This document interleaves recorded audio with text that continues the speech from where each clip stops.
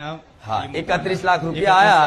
એટલે 2.5 લાખ રૂપિયાની માનતા મૂકવાની રાખી હતી માનતા સફળ થઈ અને તમે જે બોલ્યા તે પ્રમાણની માનતા પૂરી કરો પૂરી કરીએ છીએ હા તો લાવો આ તો બંડલ હાથમાં ચાલે